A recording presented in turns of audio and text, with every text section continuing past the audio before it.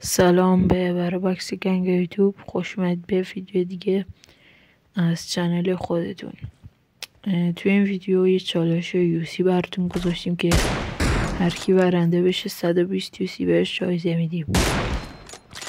ما توی ویدیو یه استیکر مخفی کردیم که شما باید استیکر رو پیدا کنید و توی کامنت ها بذاریدش و ما استیکر رو خیلی مخفیانه و کوچیک توی ویدیو مخفی کردیم که شما باید پیداش کنید.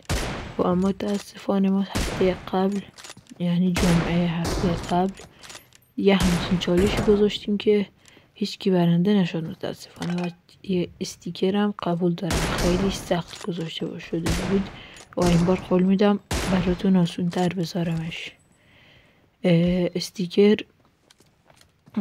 استیکر شما اگه استیکر رو پیدا کردید باید توی کامنت ها بذاریدش و حتما کانال ما رو هم سابسکرایب داشته باشید.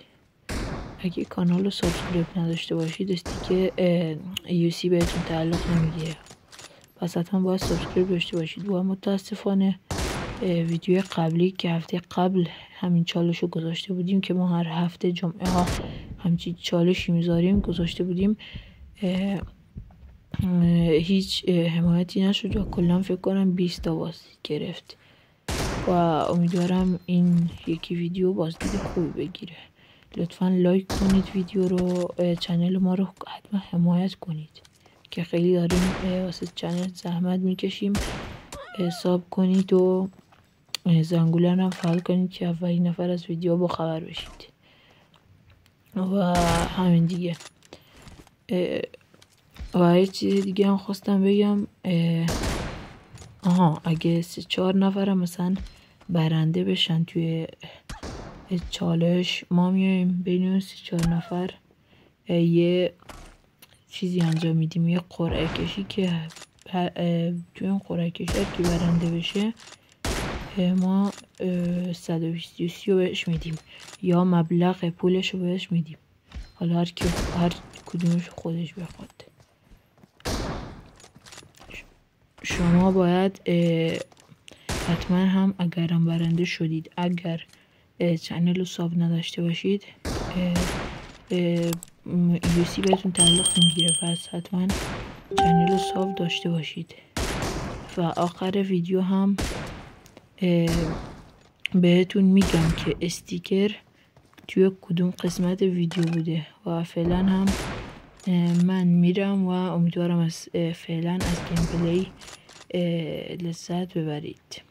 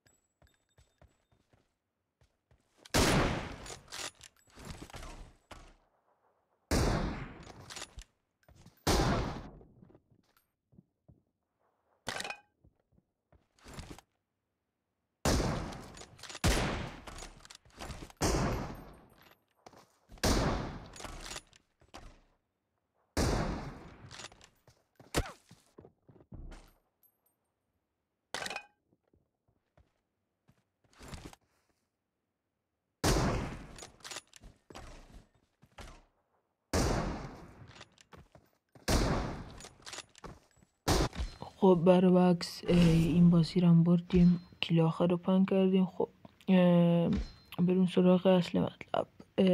هفته پیش که چالش چیز گذاشته بودیم، یوسی یه استیکر براتون مخفی کرده بودیم. توی این ویدیو توی دقیقه 4:17 اینجا این قسمت که دمیج انوریخی یه دونه استیکر چیز مخفی کردیم، استیکر یخ زدن، یه استیکر آبیه. اون استیکر رو که کسی نتونست پیدا کنه و خیلی هم سخت براتون گذاشته بودمش و این استیکر الانو آسون تر براتون گذاشتم و اگه با دقت ببینیدش شاید بتونید پیداش بکنید. و خب این بود از ویدیو امروز. امیدوارم برنده چالش بشید.